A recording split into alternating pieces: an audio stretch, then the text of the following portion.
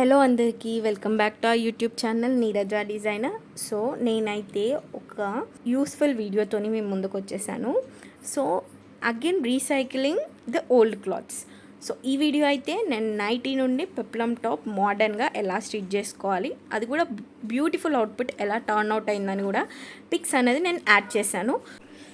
So ఇప్పుడైతే మనం వీడియోలోకి వెళ్ళిపోదాం. సో ఫస్ట్ నైటీని అయితే నేను ఇక్కడ చూపించినట్టు ప్లేస్ చేసుకుంటున్నాను. ఇక్కడైతే మనం ఫస్ట్ ఇట్లా ప్లేస్ చేసుకున్నాక నైటీ పైన పార్ట్ సపరేట్ కటింగ్ చేసేసుకొని బాటమ్ పార్ట్ సపరేట్ కటింగ్ చేసుకొని నేను అక్కడ యారో మార్క్ కూడా చూపించాను. సో అది రిమూవ్ చేసుకుంటున్నాను. నేను ఇక్కడ సపరేట్ పార్ట్స్ లాగా కట్ చేసుకొని పెట్టుకుంటున్నా పైంది కింది. సో ఇదైతే మనం కట్ చేసుకున్నాక కింది బాటమ్ పార్ట్. సో దీన్ని మనమైతే పైనది కింద పార్ట్ సపరేట్ చేసుకున్నాక కింద పార్ట్ని ఇట్లా 4 ఫోల్డ్స్ ఫోల్డ్ చేసుకొని, సో ఇక్కడ నేను పైన కింద మార్క్ చేసే లెంత్ అయితే 14 ఇంచెస్ బాడీ లెంత్ తీసుకున్నా నేను 14 ఇంచెస్. ఇప్పుడు షోల్డర్ ఏమో నేను 7 ఇంచెస్ తీసుకుంటున్నాను ఇక్కడ.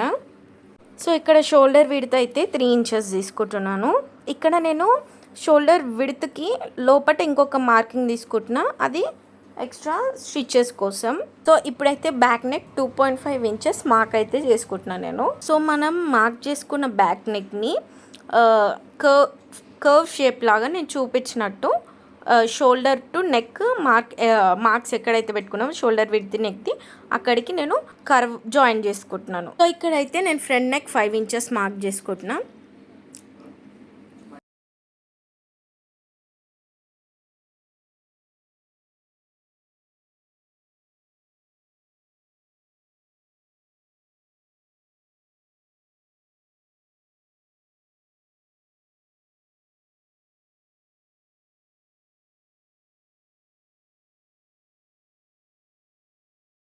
సో ఇక్కడ కూడా సేమ్ బ్యాక్ నెక్ ఎలా కర్వ్ లాగా జాయిన్ చేసుకున్నామో, సో ఫ్రంట్ నెక్ కూడా మనం మార్క్ చేసుకున్న నెక్ నుంచి షోల్డర్ విడ్త్ వరకు జాయింట్ లాగా చేసుకొని ఒక ఎల్ షేప్లో జాయిన్ చేసుకొని నెక్స్ట్ కర్వ్ని డ్రా చేసుకున్నాం. షోల్డర్ దగ్గర నేను చూపిస్తున్నట్టు ఈ విధంగా 1/2 ఇంచు కిందికి మార్కింగ్ అన్నది చేసుకోండి. సో ఇప్పుడైతే నేను ఆర్మ్ హోల్ కోసం 6 ఇంచెస్ మార్క్ చేసుకున్నాను. సో షోల్డర్ నుంచి ఆర్మ్ హోల్కి ఫస్ట్ ఒక స్ట్రైట్ లైన్ అన్నది డ్రా చేసుకున్నాక దాన్ని ఎల్ షేప్ లాగా సేమ్ నెక్కి ఎట్లా డ్రా చేసుకుంటామో ఇక్కడ కూడా ఎల్ షేప్ లాగా డ్రా చేసుకున్నాక ఆర్మ్ హోల్ కోసం కర్వ్ అయితే నేను చూపించిన విధంగా తీసుకోండి.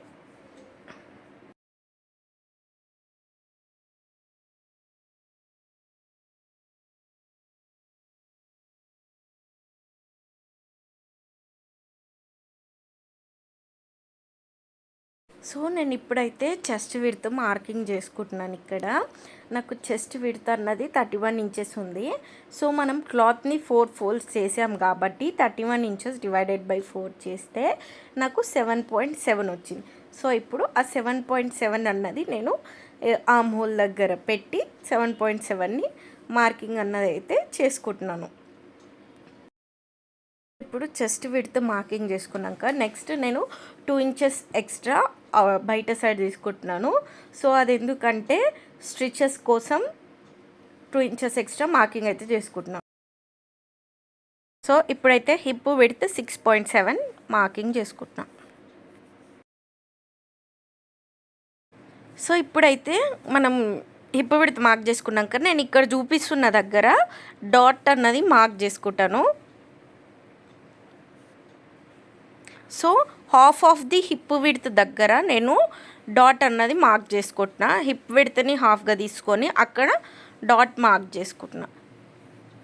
సో ఇక్కడ డాట్ దగ్గర నుంచి మనం పైకి ఒక లైన్ అయితే డ్రా చేస్తాం. సో దాని హైట్ అయితే నేను పర్టికులర్గా ఏం మెన్షన్ చేయట్లేదు, బట్ 4 ఇంచెస్ అలా పెట్టుకుంటే సరిపోతుంది. సో నేను కూడా ఇక్కడ దాన్ని బేస్ చేసుకొని రఫ్గా డ్రా చేస్తున్నాను, మార్కింగ్ అయితే చేసుకున్నాను. సో మనము డాట్ దగ్గర స్టిచ్చింగ్ చేసేటప్పుడు మనకి క్లాత్ అన్నది కొంచెం ఎక్స్ట్రా పడుతుంది. సో దానికోసం అని నేను ఇక్కడ మన హిప్ విడ్త్ పక్కన ఒక 1 ఇంచ్ మార్కింగ్ అన్నది చేసుకున్నా.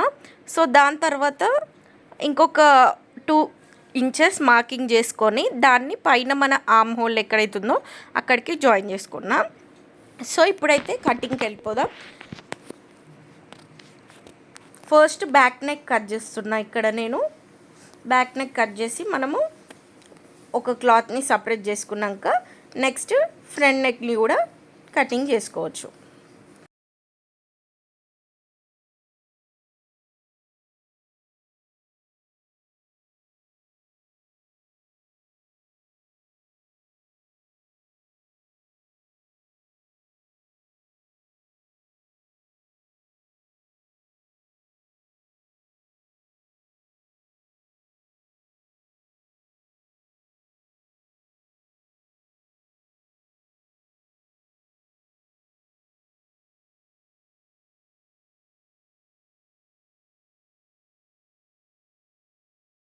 సో బ్యాక్ నెక్ కటింగ్ తర్వాత మనము క్లాత్ని సపరేట్ చేసుకొని ఫ్రంట్ నెక్ కూడా మార్కింగ్ చేసింది ఉంటుంది. ఆ మార్కింగ్ చేసిన దాన్ని బట్టి ఫ్రంట్ నెక్ కూడా కట్ చేసేసుకోవచ్చు. సో నేను ఇక్కడైతే నా మార్కింగ్స్ పోయినాయి. సో మళ్ళీ మార్క్ చేసుకొని నేను ఫ్రంట్ నెక్ని కూడా కటింగ్ అయితే రఫ్గా చేసుకుంటున్నా.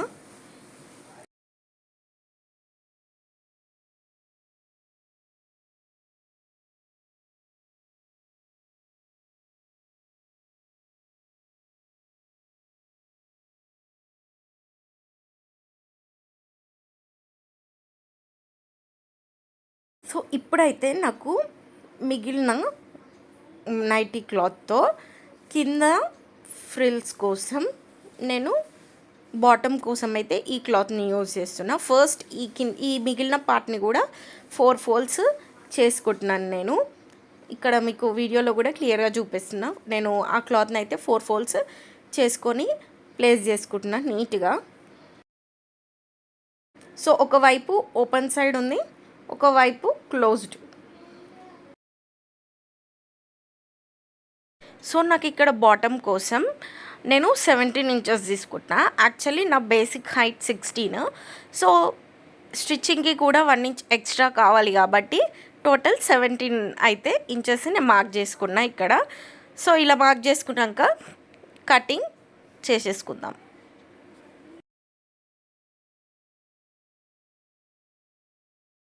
కట్ చేసుకున్నాక యూ కెన్ సీ ఎలా వచ్చిందో మనకి.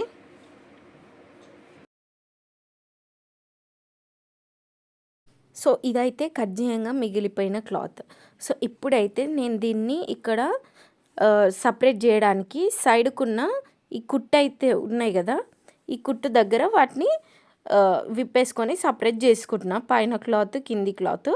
సో ఈ సపరేషన్ ఎందుకంటే ఒకటేమో హ్యాండ్స్ కోసం వాడతాను, ఇంకొకటేమో కింద ఫ్రిల్స్కి ఇంకొంచెం గేరా కోసం ఈ మిగిలిపోయిన ఇది కూడా యాడ్ చేసుకుంటాను నేను ఇక్కడ. సో దానికోసం నేను ఇక్కడ నైట్కి ఆబ్వియస్లీ ఇటు సైడ్ స్టిచ్చెస్ వస్తాయి కదా, ఆ స్టిచ్చెస్ ఇప్పేసుకుంటే మిగిలిపోయిన క్లాత్ని మనం ప్రాపర్గా మెజర్ చేసుకొని మన హైట్ ఎంత ఉంది దాన్ని బట్టి ఇప్పుడు 16 ఇంచెస్ యాక్చువల్ నా కింద హైట్, ఎక్స్ట్రా 1 ఇంచ్ స్టిచ్చింగ్ కోసం కావాలి కాబట్టి దాన్ని బేస్ చేసుకొని కట్ చేసుకోండి. సో ఫస్ట్ అయితే ఇప్పుడు కటింగ్ అంతా అయిపోయాక హ్యాండ్స్ కోసం నేను ఎక్స్ట్రా క్లాత్ అంతా కట్ చేసి ఆ క్లాత్ని ఇట్లా 4 ఫోల్డ్స్ చేసుకున్నాను. 4 ఫోల్డ్స్ చేసుకున్నాక ఇక్కడ ఇప్పుడు 10 ఇంచెస్ నా హ్యాండ్ లెంత్. 10 ఇంచెస్ అంటే ఒక 1 ఇంచ్ ఎక్స్ట్రాతోని 11 ఇంచెస్ తీసుకుంటున్నాను నేను ఇక్కడ. 11 ఇంచెస్ మార్కింగ్ అయితే చేసుకున్నా. అట్లా మన హ్యాండ్ కి స్ట్రైట్ లైన్, విడ్త్కి స్ట్రైట్ లైన్ డ్రా చేసుకుంటున్నా. సో ఇప్పుడు పై దిక్కు ఎట్లా మనం 11 ఇంచెస్ మార్క్ చేసుకొని స్ట్రైట్ లైన్ డ్రా చేసుకుంటాము, కింద సైడ్ కూడా 11 ఇంచెస్ మార్క్ చేసుకొని స్ట్రైట్గా లైన్ డ్రా చేసుకున్నాక కటింగ్ ప్రాసెస్ అన్నది జరుగుతుంది. ఆర్మ్ హోల్ అవన్నీ మార్క్ చేసుకున్నాక సో ఇక్కడైతే కింద సైడ్ కూడా నేను స్ట్రైట్ లైన్ డ్రా చేసుకుంటున్నా. సో ఇక్కడ నేను ఆర్మ్ హోల్ విడ్త్ అయితే 3 ఇంచెస్ తీసుకుంటున్నా, అంటే డీప్ 3 ఇంచెస్ తీసుకొని దాన్ని ఇప్పుడు నేను చూపించిన విధంగా కర్వ్ లాగా మార్కింగ్ అయితే చేసుకోవాలి మన ఆర్మ్ హోల్ షేప్ కోసం. సో ఎప్పుడైనా ఆర్మ్ హోల్ దగ్గర మనకి 3 ఇంచెస్ విడ్త్ డీప్ తీసుకుంటే అప్పుడు అది మనకి ప్రాపర్గా హ్యాండ్ మూమెంట్కి కానీ హ్యాండ్స్ కానీ ప్రాపర్గా సెట్ అయ్యేలాగా వస్తాయి. సో నేను ఇక్కడ బాటమ్ హ్యాండ్స్కి 4 ఇంచెస్ తీసుకుంటున్నా. బాటమ్ నా హ్యాండ్ విడ్త్ 4 ఇంచెస్ తీసుకొని అది కూడా మార్క్ చేసుకుంటున్నా. సో ఇప్పుడు ఈ బాటమ్ది ఏదైతుందో దాని నుంచి మనము ఆర్మ్ హోల్డ్ ఎండ్ వరకు నేను చూపించిన విధంగా మార్కింగ్ అయితే చేసుకోవాలి. సో ఇట్లా చేసుకున్నాక ఆల్మోస్ట్ మన హ్యాండ్స్ అయితే అయిపోయింది మార్కింగ్. సో ఇప్పుడైతే కటింగ్ చేసేసుకుంటున్నాం. హ్యాండ్స్ కటింగ్ కూడా కంప్లీట్ అయినట్టే.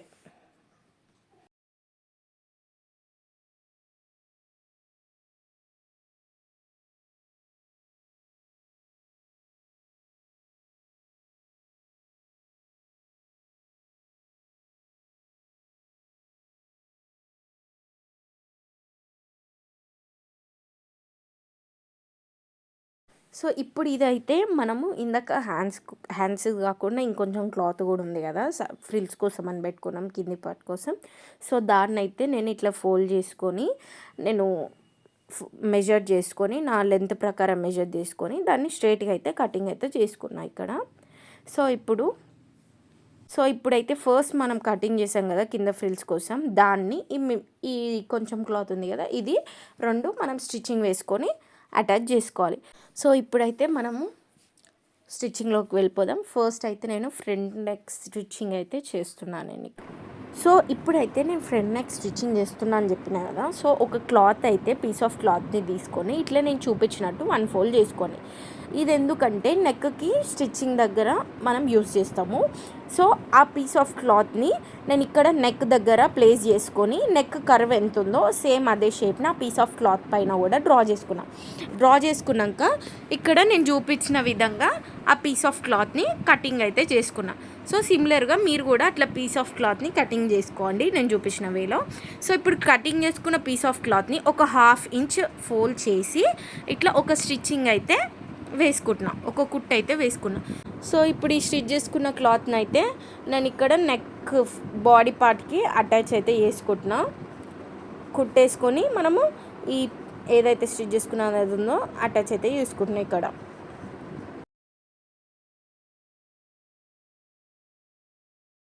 సో ఇట్లా అటాచ్ చేసుకున్న తర్వాత నేను చూపించినట్టు కట్స్ అయితే పెట్టుకోవాలి. ఈ కట్స్ ఎందుకని మీరు అనుకోవచ్చు, మనం ఫోల్డ్ చేసినప్పుడు ఎక్కడ మనకి క్లాత్ అన్నది ఎక్స్ట్రా లాగా రాకుండా ప్రాపర్గా నెక్ నీట్గా కనిపిస్తుంది. అట్లా కటింగ్స్ పెట్టుకొని మనము ఉల్టా సైడ్ ఫోల్డ్ చేసుకొని స్టిచ్ వేసుకుంటే నెక్ లుక్ అన్నది ప్రాపర్గా కనిపిస్తుంది. ఇక్కడ మీకు కనిపిస్తుంది కదా నెక్ లుక్. సో అట్లా ప్రాపర్గా నీట్గా కనిపిస్తుంది. సో ఇప్పుడైతే మనము ఫ్రంట్ 2 డాట్స్ స్టిచ్చింగ్ అయితే చేసుకోవాలి. సో దానికోసం స్టిచ్చింగ్ అన్నది ఎలా చేయాలన్నది నేను ఇక్కడ చూపిస్తున్నాను. ఆల్రెడీ మనము మార్కింగ్ అన్నది ముందే మార్క్ చేసుకొని ఉంటాం కదా కటింగ్ కట్టే ముందు. సో ఆ మార్క్ పైనే మనము స్టిచ్చింగ్ అన్నది ఇక్కడ నేను చూపించిన విధంగా చేసుకోండి. ఇట్లా ఒక స్టిచ్ అయిపోగానే మళ్ళీ దాని సైడ్కే ఇంకొక స్టిచ్ కూడా వేసుకోవాలి. సో చూసారు కదా డాట్ అన్నది ఎలా వచ్చిందో. సో ఫ్రంట్ నెక్ ఎలా స్టిచ్ చేసుకున్నామో సిమిలర్గా బ్యాక్ నెక్ కూడా అలానే స్టిచ్చింగ్ అయితే కంప్లీట్ చేసేసుకోవాలి. సో ఇప్పుడైతే నేను హ్యాండ్స్ పార్ట్కి వెళ్ళిపోతున్నాను. హ్యాండ్స్ జాయిన్ చేసుకోవాలి కాబట్టి ముందుగా హ్యాండ్స్ జాయిన్ చేసుకునే ముందు హ్యాండ్స్ యొక్క బాటమ్ నేను చూపించిన విధంగా 2 ఫోల్డ్స్ చేసుకొని ఆ 2 ఫోల్డ్స్ పైన స్టిచ్చింగ్ అయితే ఇక్కడ మనం చేసుకోవాలి. అలా 2 హ్యాండ్స్కి బాటమ్ పార్ట్ అన్నది ఇట్లా 2 ఫోల్డ్స్ చేసుకొని స్టిచ్చింగ్ చేసుకొని పెట్టుకోవాలి. సో ఇట్లా స్టిచ్చింగ్ చేసుకుంటే మనకి నీట్ లుక్ అన్నది వస్తుంది. కొంతమంది పైపింగ్ చేసుకుంటారు ఇంకొంచెం రిచ్ లుక్ కోసం. సో మనకి దీనికి పైపింగ్ అలాంటివి అవసరం లేదు. పైపింగ్ అనేది బ్లౌజ్కి వాడతాం. సో మనకి నచ్చితే పైపింగ్ చేసుకోవచ్చు, లేదంటే అవసరం లేదు. మనకి పైపింగ్ చేసుకోకపోయినా నీట్ లుక్ అన్నది వస్తుంది. సో ఇప్పుడైతే బాటమ్ పార్ట్ అయితే స్టిచ్చింగ్ అయిపోయింది కదా. సో ఫస్ట్ అయితే నేను front and back neck both attach అయితే చేసుకుంటున్నా. షోల్డర్ దగ్గర ఇక్కడ నేను అటాచ్ అయితే చేసుకుంటున్నా.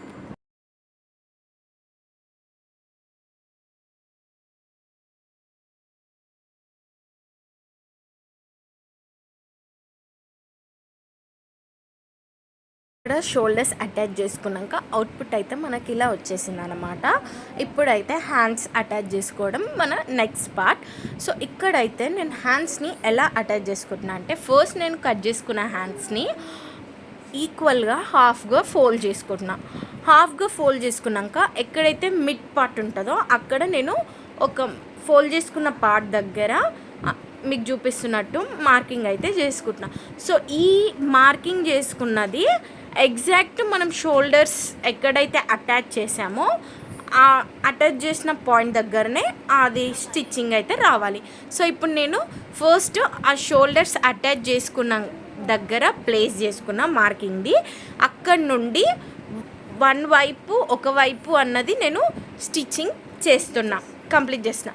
సో ఈ స్టిచ్చింగ్ కంప్లీట్ అయినాక మళ్ళీ రివర్స్ దాని మీద నుంచే ఇంకొక స్టిచ్ వేసుకుంటూ ఇంకొక వైపు కూడా నేను వస్తున్నా. సో అదైతే మనకు వీడియోలో ప్రాపర్గా ప్రాసెస్ నేను చూపిస్తున్నా, చూసి ఫాలో అవ్వండి. సో ఇక్కడ ఒక వైపు స్టిచ్చింగ్ అయినా నేను మళ్ళీ ఆ వైపు నుండే దాని మీద నుండే స్టిచ్చింగ్ వేసుకుంటూ వస్తున్నా. అట్లా ఇక్కడ నుండి స్టిచ్చింగ్ వేసుకుంటూ ఇంకొక వైపు కూడా మనము హ్యాండ్ అన్నది జాయిన్ చేసేయాలి. సో ఇదే ప్రాసెస్ ఇంకొక హ్యాండ్ అటాచ్ చేసేటప్పుడు కూడా సిమిలర్గా రిపీట్ చేసేసేయాలి. సో ఇదైతే కంప్లీట్ చేసుకున్నాక అవుట్పుట్ ఎలా ఉందో నేను చూపిస్తాను వీడియోలో. మీరు అనుకోవచ్చు, ఎందుకు హ్యాండ్స్ని అలా హాఫ్గా ఫోల్డ్ చేసి మార్కింగ్ చేసి ఇక్కడనే అటాచ్ చేసి ఎందుకు స్టిచ్చింగ్ చేయాలని మీరు అనుకోవచ్చు. మీకు ఆ డౌట్ వస్తుంది, నాకు తెలుసు. అందుకే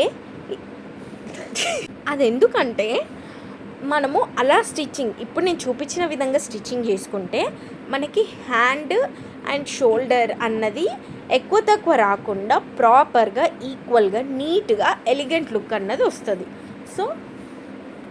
సో ఇక్కడ మాటల్లోనే మనం చూసేయచ్చు హ్యాండ్ స్టిచ్చింగ్ అయితే అయిపోయింది, అవుట్పుట్ ఎలా వచ్చిందో నీట్గా ప్రాపర్గా స్టిచ్చింగ్ అయితే అయింది కదా. సో అట్లా సిమిలర్గా ఇంకొక వైపు కూడా నేను ఇక్కడ హ్యాండ్ ఎలా స్టిచ్ చేసుకోవాలని చెప్తున్నా. సో ఇదైతే కొంచెం ఎక్స్ట్రా క్లాత్ థ్రెడ్ అన్నది బయటకు వచ్చింది. సో దాన్ని అయితే కటింగ్ చేసిన. సో ఇప్పుడైతే కింది పార్ట్కి వెళ్ళిపోదాం. బాటమ్ పార్ట్ మనం ఆల్రెడీ ఇందాక కట్ చేసి పెట్టుకున్నాం కదా. సో దాన్ని ఇప్పుడు మనము అటాచ్ అయితే చేసుకుంటున్నాం ఇక్కడ. సో ఇక్కడ ఈ బాటమ్ పార్ట్కి కూడా కింద మనం ఏం చేయాలంటే 2 folds ఫోల్డ్ చేసి కింది వైపు కూడా స్టిచ్చింగ్ వేసుకుంటాం. సిమిలర్గా ఇందాక హ్యాండ్స్కి ఎట్లా మనం బాటమ్కి 2 folds ఫోల్డ్ చేసి స్టిచ్చింగ్ వేసుకున్నామో అట్లా సిమిలర్గా ఇక్కడ మనం పైన ఫ్రిల్స్ పెట్టుకుంటే కింద ఒక 2 folds ఫోల్డ్ చేసి స్టిచ్చింగ్ చేసుకుంటాం. సో దానికంటే ముందు మనకి 2 parts ఉన్నాయి, లైక్ 2 cloths ఉన్నాయి కదా, ఆ 2 clothsని అటాచ్ అయితే చేస్తున్నాను నేను. సో ఇట్లా బాటమ్ పార్ట్ మనం ఇట్లా అటాచ్ చేసుకున్నాక 2 clothsని ఇప్పుడైతే ఈ విధంగా మనము పైన బాడీ పార్ట్ని తీసుకొని నేను చూపించిన విధంగా ప్లేస్ చేసుకొని మన బాడీ పార్ట్ యొక్క ఒకవైపు మాత్రమే మన తీసుకున్న కొలతల్ని బట్టి స్టిచ్చింగ్ అయితే చేసుకోవాలి. నేను ఇక్కడ అదే స్టిచ్చింగ్ చూపిస్తున్నా. ఇక్కడ మెయిన్గా మనము జాయింట్స్ ఎక్కడెక్కడైతే చేస్తున్నామో అక్కడ రఫ్ వేయడం మాత్రం మర్చిపోకండి. రఫ్ వేస్తేనే క్లాత్ అన్నది తెగిపోకుండా, దారం కూడా తెగిపోకుండా ప్రాపర్గా ఉంటుంది. అందుకే మనకి షోల్డర్స్ జాయిన్ చేసే దగ్గర కానీ, హ్యాండ్స్ జాయిన్ చేసే దగ్గర కానీ, హిప్ జాయిన్ చేసే దగ్గర కానీ రఫ్ అన్నది వేసుకోవాలి. సో ఇప్పుడు ఒకవైపు నేను అటాచ్ అయితే చేసుకున్నా కదా, ఇంకొక వైపు ఇప్పుడు నేను చూపించిన విధంగా ఓపెన్ ఉండాలి. సో ఇప్పుడు దీనికి మనము కింద ఫ్రిల్స్ పెట్టడానికి బాటమ్ క్లాత్ ఏదైతుందో దాన్ని ఫ్రిల్స్ పెట్టుకుంటూ అటాచ్ అయితే చేసేస్తాం. సో అది నేను ఇక్కడ మీకు వీడియోలో క్లియర్గా ఎక్స్ప్లెయిన్ అయితే చేస్తున్నా. సో ఇక్కడ నేను చూపించిన విధంగానే మీరు క్లాత్స్ ప్లేస్ చేసుకొని స్టిచ్చింగ్ అయితే చేసుకోండి. నేను వీడియోలో ఎవ్రీథింగ్ పార్ట్ క్లియర్గా చూపిస్తున్నా. నా ఎక్స్ప్లెనేషన్ కంటే ఇంకా నేను చూపించేది ఇంకా క్లియర్గా మీకు వీడియోలో అర్థమయ్యే విధంగా అయితే చూపిస్తున్నా. సో గాయ్స్, మీరు మా పెప్లమ్ టాప్స్ మనం ఇంకా వేరే వీడియోస్ కూడా పెట్టాము, అవి కూడా ఒకసారి వెళ్ళి చెక్ చేయండి. సో ఇప్పుడు నేను చూపించిన విధంగా ఇట్లా ఫ్రిల్స్ ఇట్లా పెట్టుకొని స్టిచ్చింగ్ చేసిన, అది అటాచ్ చేసిన అని ఇక్కడ మీకు అయితే చూపిస్తున్నాను. చూడండి గాయ్స్.